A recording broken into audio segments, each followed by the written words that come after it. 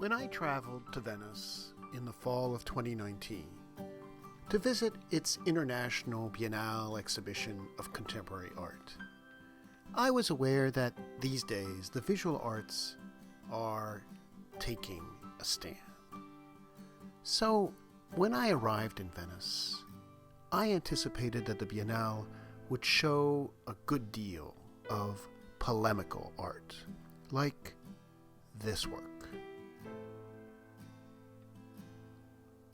Or like this installation by a Romanian-born Israeli artist whose work is said to be about the anxiety of an immigrant at not feeling like he belongs to any community. Yet, because I find it more fun to try to figure out for myself the meaning behind a work of art than to be told its meaning, and because I noticed quite a few chairs in the works at this Biennale, I started to wonder whether chairs in today's art are becoming more than unnoticed furniture in the background.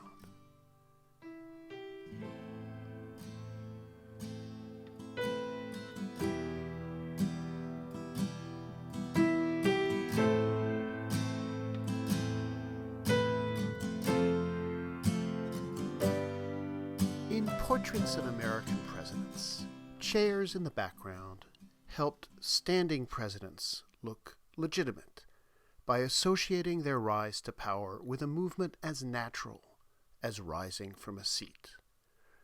And chairs made sitting presidents look relaxed, thoughtful, poised. In a similar subliminal way, in this video at the Biennale's Kosovo Pavilion, chairs reinforced the integrity of these former refugees, recounting their wartime horrors.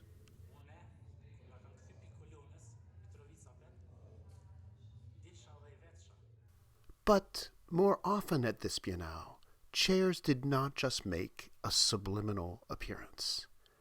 They took on a polemical role. This silicone chair inside a plexiglass enclosure was a copy of the base of the Lincoln Memorial in Washington, D.C. At sudden intervals, a rubber hose would lash out, hissing. A seat of democracy now evoked a tyrant.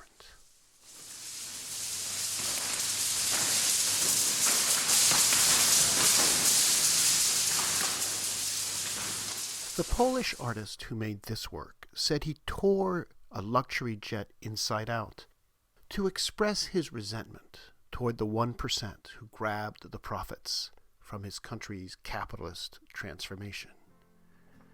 His outrage found bitter expression in the seats once occupied by the elite, now spilling out of the bottom of the fuselage.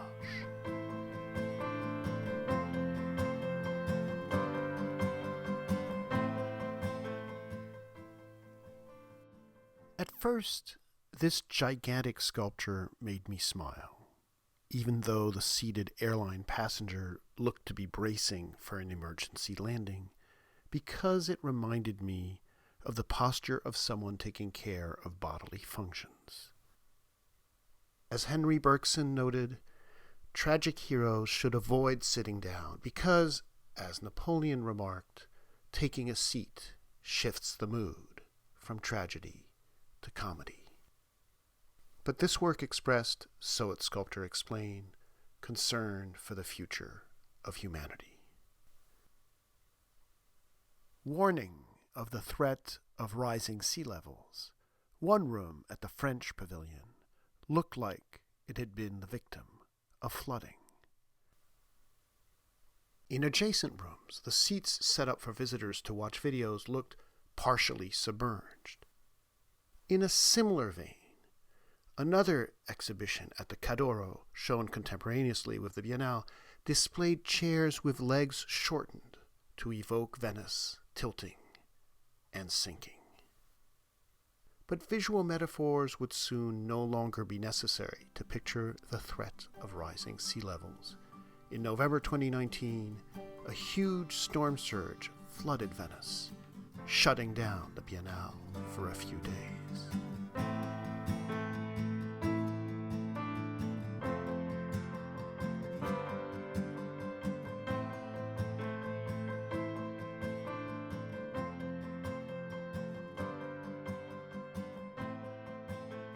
In his 1952 play, The Chairs, Eugene Ionesco wrote that empty chairs should evoke the presence of the absent. In the same spirit, an empty chair in paintings of an earlier era suggested the haunting world of the unseen. So did several works at the Biennale, like this empty chair that evoked the dead, and these empty chairs that evoked the missing. This chair, with a speaker built into it, looked to be channeling spirits for a seance of porcelain dogs. In this installation, the ghostly reflections of passing visitors on the empty chair again evoked fleeting spirits from another world. But more often in this Biennale, empty chairs touched on real-world topics. The artist who made these chairs for her installation at the Turkish Pavilion said she intended her half-chairs, as she called them, to evoke how her residence could feel like a prison, a halfway house, or a labyrinth.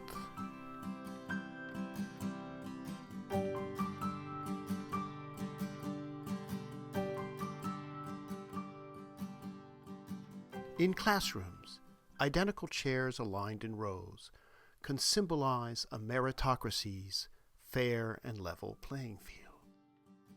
But in this work at the Biennale, the tall, spindly legs that elevated identical classroom seats suggested that today's students strain so hard to attain educational heights, feel so much pressure to achieve upward mobility, that their chairs are becoming high-strung.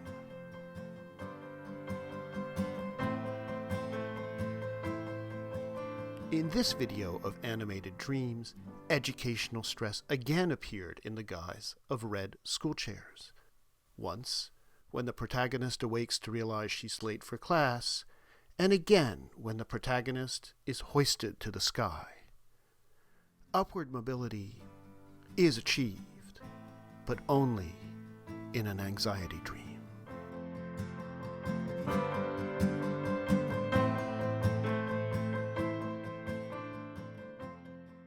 Seats can herald status, like this chair, now on display at the Corning Museum of Glass, originally made for the palace of an Indian Maharaja. At one of this Biennale's most popular events, lounge chairs expressed social status.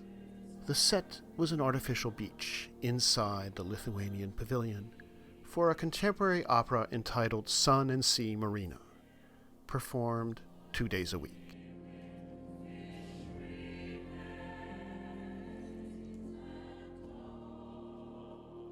From the perspective of the opera's viewers, who'd had to commute across Venice in standing-room-only vaporettos, then, before being admitted to the building in which the opera was performed, had to stand in a long line, generally for hours.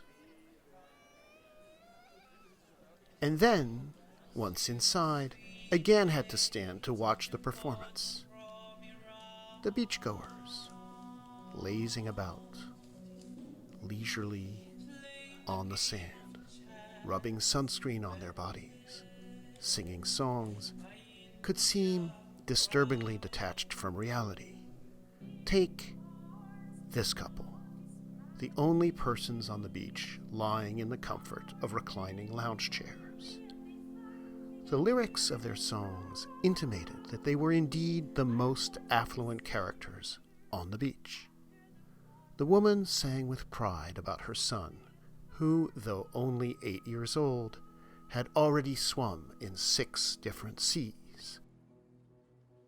And the guy sang about how at work he felt that he could never let himself slow down.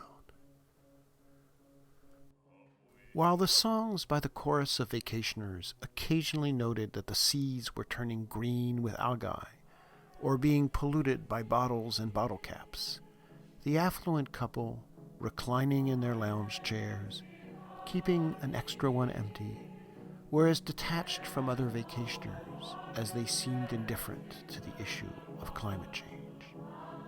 To the viewers in the audience, who remained standing without seats during the entire performance, the comfort of lounge chairs typified the all too comfortable apathy that surfaced on this beach.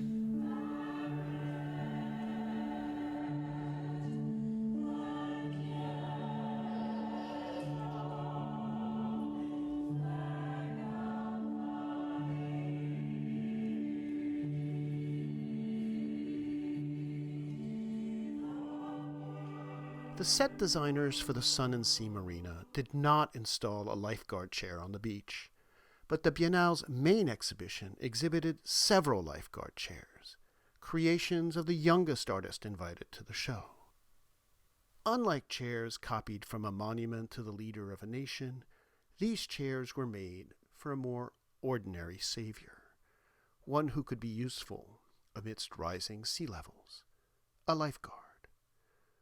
Unlike the empty chairs that evoked the absent, lifeguard chairs brought to mind the perspective of a watchful lifeguard looking out for bathers, a connection the exhibition's curators themselves slyly elicited by placing one lifeguard chair facing in the direction of a sculpture entitled Bather. Unlike chairs distorted by the anxieties of our times, the lifeguard chairs looked functional, and so different from what a work of art ordinarily looks like as to suggest that the art world itself is going through a climate change. The artist who made the lifeguard chairs noted that it's now in fashion for art to be political, perhaps alluding to works like this one. Yet, he added, the art world pays little attention to the working conditions of security guards who work long shifts at art exhibitions and need to sit down and rest.